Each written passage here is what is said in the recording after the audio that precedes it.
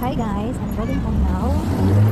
Tapos ang aking trabaho at ayan, may pusang sumusunod sa atin guys. Ayan, gutom yata siya.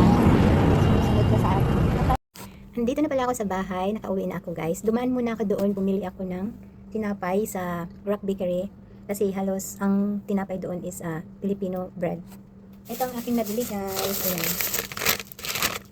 Ayan siya guys. Ayan, ito.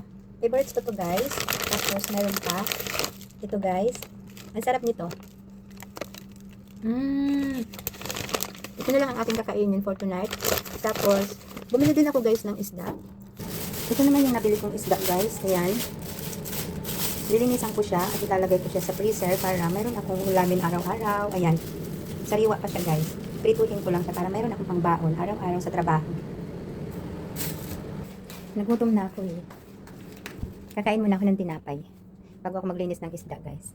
Ayan, meron pa akong tutupiin na damit. Kasi kinuha ko na lang kaninang umaga.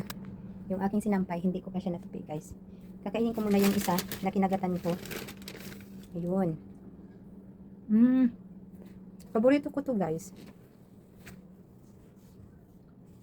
Kahit nung nasa Pilipinas ako, ito talaga ang binibili ko sa sa bakery. Kaso dyan guys sa Pilipinas, ang mahal na ng tinapay. Nung umuwi ako last year, oh grabe. Sobrang mahal ng tinapay dyan.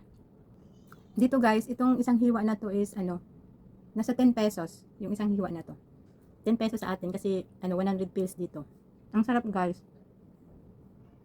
Kapag may nakikita akong tinda dito sa sa bakery na ganito guys, talagang bumibili ako.